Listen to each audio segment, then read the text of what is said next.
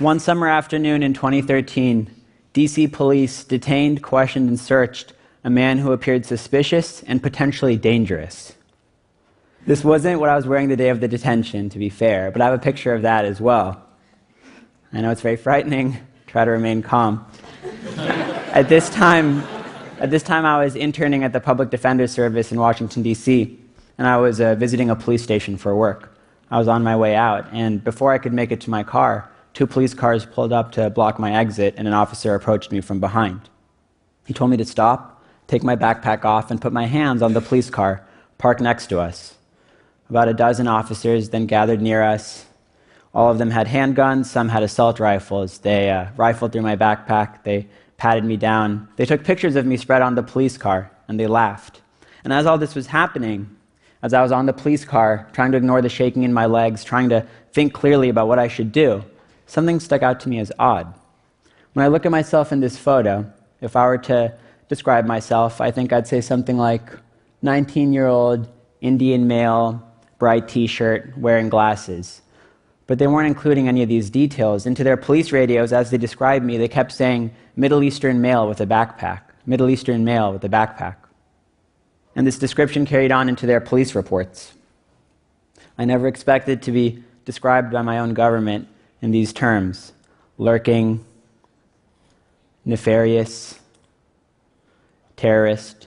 And the detention dragged on like this. They sent dogs trained to smell explosives to sweep the area I'd been in. They called the federal government to see if I was on any watch lists. They sent a couple of detectives to cross-examine me on why, if I claimed I had nothing to hide, I wouldn't consent to a search of my car. And I could see they weren't happy with me, but I felt I had no way of knowing what they'd want to do next. At one point, the officer who patted me down scanned the side of the police station to see where the security camera was, to see how much of this was being recorded. And when he did that, it really sank in how completely I was at their mercy. And I think we're all normalized from a young age to the idea of police officers and arrests and handcuffs, so it's easy to forget how demeaning and coercive a thing it is to seize control over another person's body. And I know it sounds like the point of my story is how badly treated I was because of my race. And yes, I don't think I would have been detained if I were white. But actually what I have in mind today is something else. What I have in mind is how much worse things might have been if I weren't affluent. I mean, they thought I might be trying to plant an explosive, and they investigated that possibility for an hour and a half, but I was never put in handcuffs. I was never taken to a jail cell. I think if I were from one of Washington, D.C.'s poor communities of color and they thought I was endangering officers' lives, things might have ended differently. And in fact, in our system, I think it's better to be an affluent person suspected of trying to blow up a police station than it is to be a poor person who's suspected of much, much less than this. And I want to give you an example from my current work. Right now, I'm working at a civil rights organization in D.C. called Equal Justice Under Law. Let me start by asking you all a question. How many of you have ever gotten a parking ticket in your life? Raise your hand. Yeah, so have I. And when I had to pay it, it felt annoying and it felt bad, but I paid it and I moved on. I'm guessing most of you have paid your tickets as well. But what would happen if you couldn't afford the amount on the ticket and your family doesn't have the money either? What happens then? Well, one thing that's not supposed to happen under the law is you're not supposed to be arrested and jailed simply because you can't afford to pay. That's illegal under federal law. But that's what local governments across the country are doing to people who are poor. And so many of our lawsuits at Equal Justice Under Law target these modern-day debtors' prisons. One of our cases is against Ferguson, Missouri. And I know when I say Ferguson, many of you will think of police violence. But today I want to talk about a different aspect of the relationship between their police force and their citizens. Ferguson was issuing an average of over 2 arrest warrants per person per year, mostly for unpaid debt to the courts. When I imagine what that would feel like if every time I left my house, there was a chance a police officer would run my license plate, see a warrant for unpaid debt, seize my body the way they did in D.C., and then take me to a jail cell, I feel a little sick. And I've met many of the people in Ferguson who have experienced this, and I've heard some of their stories. In Ferguson's jail, in each small cell, there's a bunk bed and a toilet, but they'd pack 4 people into each cell. So there'd be 2 people on the bunks and 2 people on the floor, one with nowhere to go except right next to the filthy toilet, which was never cleaned. And in fact, the whole cell was never cleaned, so the floor and the walls were lined with blood and mucus. No water to drink except coming out of a spigot connected to the toilet. The water looked and tasted dirty. There was never enough food, never any showers. Women menstruating without any hygiene products. No medical attention whatsoever. When I asked a woman about medical attention, she laughed and she said, "Oh, no. The only attention you get from the guards in there is sexual." So they'd take the debtors to this place and they'd say, "We're not letting you leave until you make a payment on your debt. And if you could call a family member who could somehow come up with some money, then maybe you were out. If it was enough money, you were out. But if it wasn't, then you'd stay there for days or weeks. And every day, the guards would come down to the cells and haggle with the debtors about the price of release that day.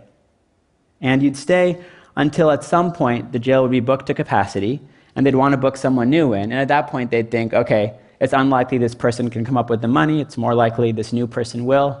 You're out, they're in, and the machine kept moving like that. I met a man who 9 years ago was arrested for panhandling in a Walgreens. He couldn't afford his fines and his court fees from that case.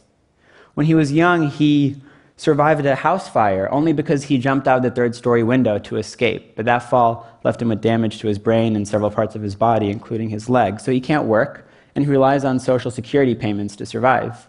When I met him in his apartment, he had nothing of value there, not even food in his fridge. He's chronically hungry. He had nothing of value in his apartment except a small piece of cardboard on which he'd written the names of his children. He cherished this a lot. He was happy to show it to me, but he can't pay his fines and fees because he has nothing to give. But in the last 9 years, he's been arrested 13 times and jailed for a total of 130 days on that panhandling case. One of those stretches lasted 45 days. So just imagine spending from right now until sometime in June in the place that I described to you a few moments ago.